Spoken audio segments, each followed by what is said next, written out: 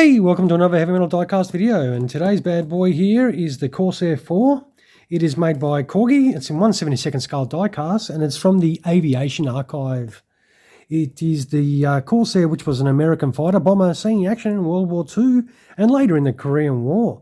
It first entered service with the US military at the end of 1942, with over 12,571 examples being made. It had a production run between 1942 and 1953, so it did have a pretty long production run. As you can see, it's in a pretty standard sort of Corgi box.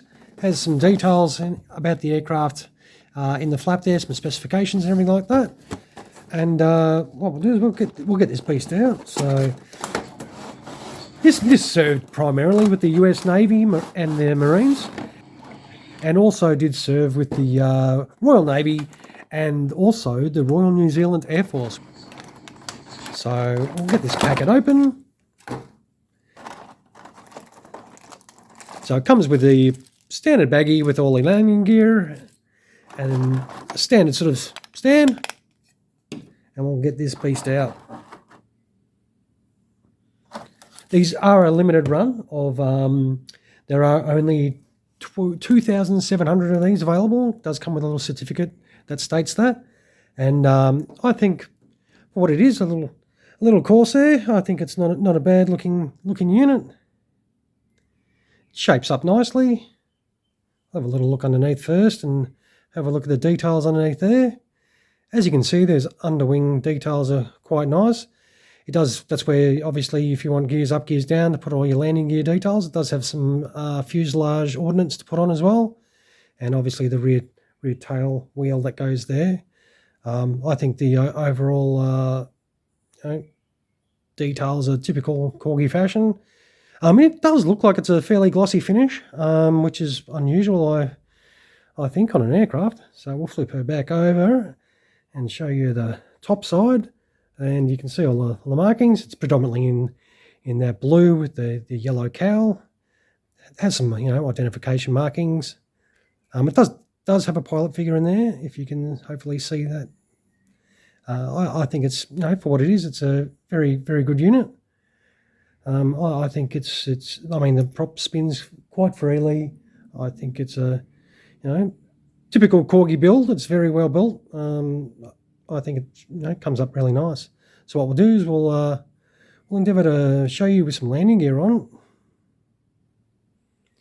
So this is with the landing gear on. I did that off camera, so you did not have to go through watching me do that. I will try and make you guys not have to suffer watching me do that anymore. I'll try and quickly zip that all on prior to, so you don't have to watch it.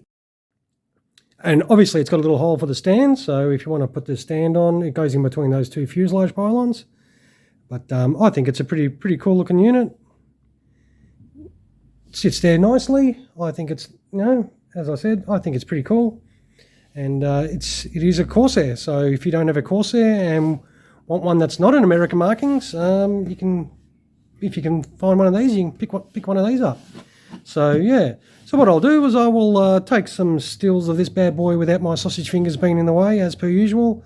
And if you stick around to the conclusion of this video, you will get to see those photos. And I'd like to give a quick moment to say a quick g'day to T-Boy. Shout out to him, and I hope he's doing well. He is a very early subscriber that came to my channel, and I'd like to thank him for his support. And yeah. All right, I will leave it at that, guys, and I hope this video has been helpful in some way and you've enjoyed seeing a Corsair 4. So once again, this is by Corgi. It's in 1/72nd scale diecast. It is from the Aviation Archive. It is the Corsair 4 from the Royal Navy HMS Vengeance, August of 1945. All right, guys, you have a great rest of your day, and cheers.